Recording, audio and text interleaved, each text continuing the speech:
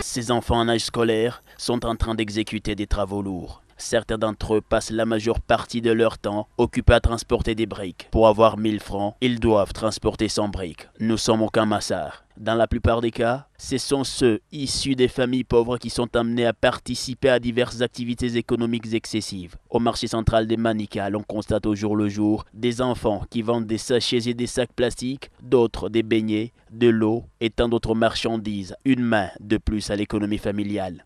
Beaucoup ignorent que ces activités présentent des conséquences car elles posent préjudice à la santé physique et mentale de ces enfants, chose qui entrave leur bon développement. Il y aura une détérioration psychologique, c'est que l'enfant fait un travail qui n'est pas de son âge. En fait, la manière de raisonner de cet enfant sera tout à fait différent d'un enfant ou d'un autre enfant normal qui part à l'école pendant que l'autre travaille. L'enfant pourrait, si possible, faire aussi des hémorroïdes parce que ça peut provenir aussi de l'effort. Et l'enfant pourra facilement nuire ses muscles parce que le muscle fonctionne au-delà de leur force.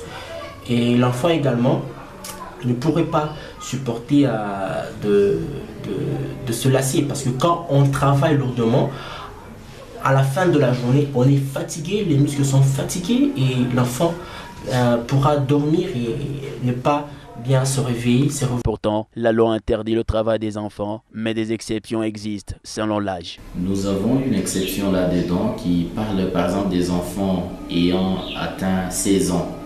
Ces enfants-là peuvent travailler sous certaines conditions, entre autres avec permission de parents. Le travail de l'enfant est interdit par les codes portant protection de l'enfant.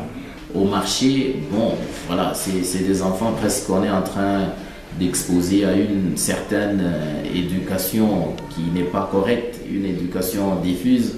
Donc pour certaines raisons, on interdit carrément aux enfants de travailler. Et principalement, les enfants, même si nous avons quelques conditionnalités exigées par la loi, mais l'enfant ne peut pas être une machine à production pour les parents ou pour son propre épanouissement, parce que cet épanouissement de l'enfant est un devoir des parents et de l'État.